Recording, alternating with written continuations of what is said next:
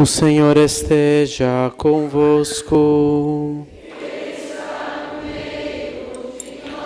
Proclamação do Evangelho de Jesus Cristo, segundo Lucas.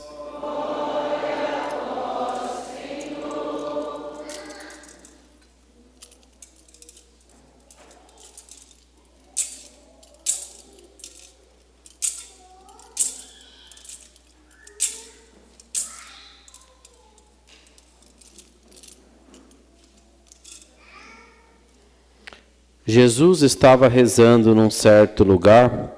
Quando terminou, um de seus discípulos pediu-lhe: Senhor, ensina-nos a rezar, como também João ensinou a seus discípulos. Jesus respondeu: Quando rezardes, dizei: Pai, santificado seja o teu nome. Venha o teu reino. Dá-nos a cada dia o pão de que precisamos. E perdoa-nos os nossos pecados, pois nós também perdoamos a todos os nossos devedores. E não nos deixes cair em tentação. E Jesus acrescentou: Se um de vós tiver um amigo, e for procurá-lo à meia-noite, e lhe disser: Amigo, empresta-me 3 pães, porque um amigo meu chegou de viagem, e nada tenho para lhe oferecer. E se o outro responder lá de dentro: Não me incomoda, já tranquei a porta, e meus filhos e eu já estamos deitados, não me posso levantar para te dar os pães. Eu vos declaro, mesmo que o outro não se levante para dá-los, porque é seu amigo, vai levantar-se ao menos por causa da impertinência dele, e lhe dará quanto for necessário. Portanto, eu vos digo: pedi e recebereis. Procurai e encontrareis. Batei e vos será aberto. Pois quem pede, recebe. Quem procura, encontra. E para quem bate, se abrirá. Será que algum de vós que é pai, se o filho pedir um peixe, lhe dará uma cobra? Ou ainda, se pedir um ovo, lhe dará um escorpião? Ora, se vós, que sois maus, sabeis dar coisas boas aos vossos filhos, quanto mais o Pai do céu dará o Espírito Santo aos que o pedirem. Palavra da salvação.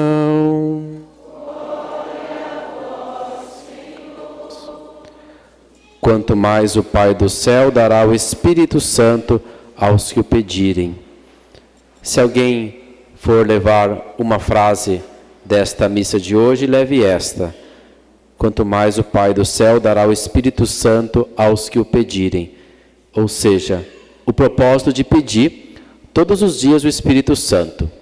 Todos os dias nós temos que pedir pelo Espírito Santo, porque Jesus nos prometeu que o Pai nos daria o Espírito Santo se nós o pedíssemos.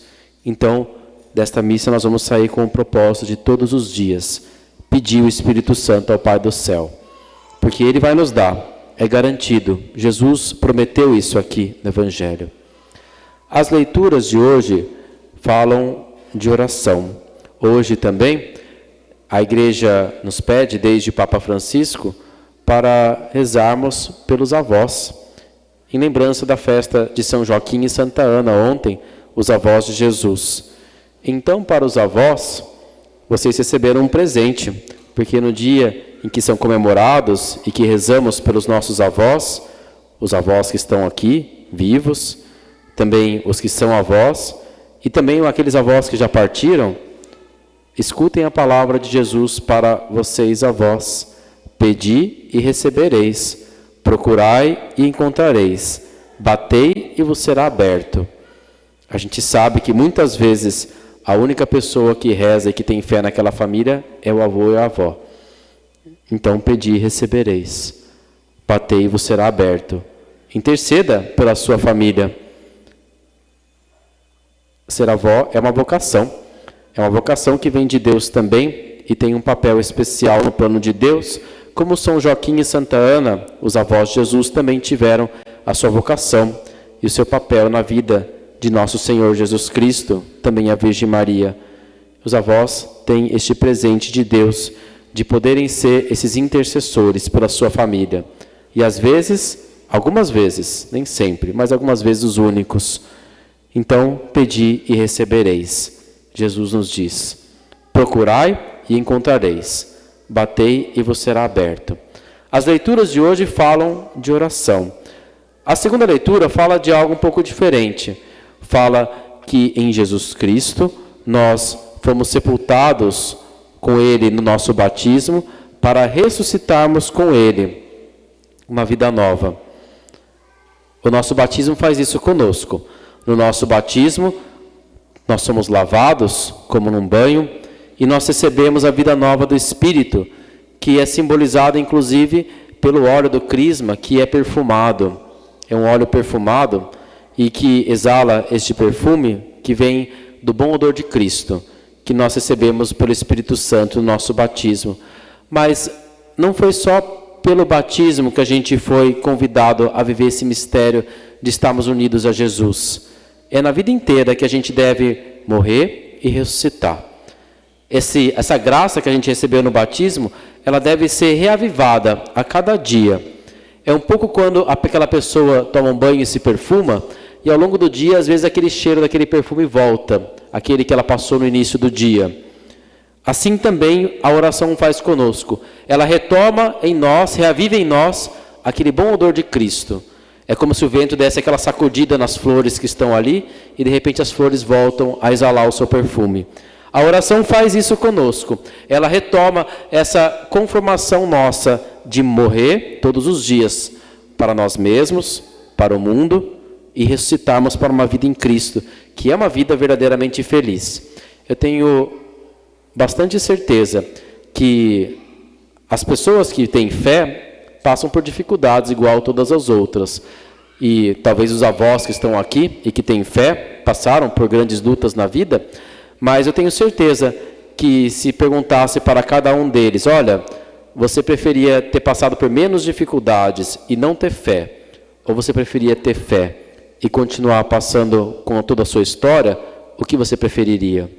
Eu tenho certeza que todos eles diriam: eu preferia ter passado por todas aquelas batalhas e continuar sendo essa pessoa de fé, porque a fé é um apoio na verdade de Deus, e eu não quero me enganar, eu me apoio naquilo que é verdadeiro, mesmo que passe por dificuldades.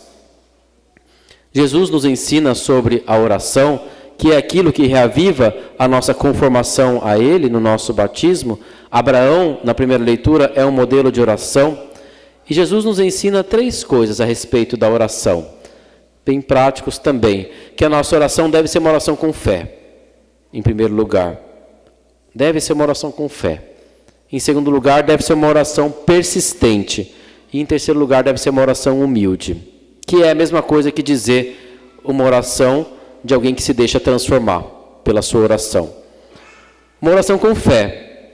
Eu lembro de uma vez, numa das missões que a gente fez do seminário, e aí a gente ia nas casas, e algumas realidades bem difíceis, até em relação a crianças e tudo, assim, com situações bem complicadas, que a gente foi em alguns bairros mais lá pro lado do Varginha, e lá eu lembro que a gente ia para convidar as pessoas para ir para a igreja, para rezarem, né? E eu lembro que eu entrei numa casa lá e vi uma situação tão difícil, né? Eu fiquei meio desmotivado ali. Eu falei: olha, a gente é da igreja, estamos chamando as pessoas para ir lá rezar com a gente. Se a senhora quiser ir, né? Vá lá, né? Se a senhora quiser ir lá participar da missa e tal. Aí eu lembro que o meu amigo falou para você: não é assim que você convida. Você fala: não, vamos lá, vamos rezar, isso aí vai transformar a sua vida. Lá você vai ter sua vida transformada por Cristo. Você está precisando de oração. E eu entendi, porque assim, realmente eu estava propondo aquilo, assim, quase pedindo desculpa, né? Falei: olha, desculpa por te convidar, por ir lá na igreja, né? Mas assim, ele falou, e eu entendi porque era um convite sem fé. Esse meu amigo estava convidando como se a salvação daquela pessoa dependesse disso. E era verdade. E era essa a verdade, no fundo. A salvação daquela família dependia que eles recebessem a fé. E o meu convite era o convite de uma pessoa sem fé. E às vezes a gente reza desse jeito: ó, Senhor, se o Senhor quiser, né, tal. Mas não, é um pedido com fé de que Deus é poderoso, é o Pai que ressuscitou Jesus Cristo dos mortos. Ele tem este poder. E fé de que Ele é bondoso. que Ele é um Pai amoroso, como apareceu aqui também no Evangelho. Jesus diz que se nós que somos maus sabemos fazer coisas boas, quanto mais o Pai do céu nos dará. A fé é isso, é confiança no poder e na bondade de Deus. Também a oração deve ser uma oração persistente. Jesus diz aqui no Evangelho que deve ser insistente. Abraão, também, na primeira leitura, foi insistente na oração dele. Mas a oração insistente não é para convencer o coração de Deus, porque, claro que Deus não vai ser convencido pela nossa oração, mas, na verdade, a oração insistente é para que o nosso coração seja transformado, para acolher o dom que Deus quer nos dar, da forma como Ele quer nos dar. A nossa oração deve ser insistente, mas você vê que na primeira leitura, quando Abraão vai falar com Deus, primeiro que ele invoca que Deus é justo. Ele fala, o Senhor é justo.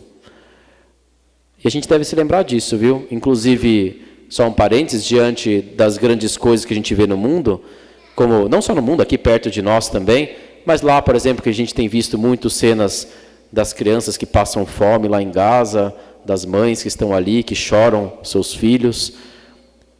Deus é justo. Diz Abraão que Deus é justo. Ele faz justiça. E que bom que Ele é justo, porque nenhuma lágrima vai ficar sem resposta. Deus é justo. Ele escuta o clamor das pessoas que sofrem injustiça. Mas também tem um outro aspecto da oração de Abraão.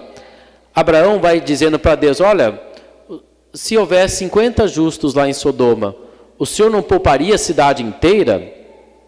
Depois ele diz 40, 30, 20, 10. O nosso pensamento quase quer chegar e perguntar, e se fosse um?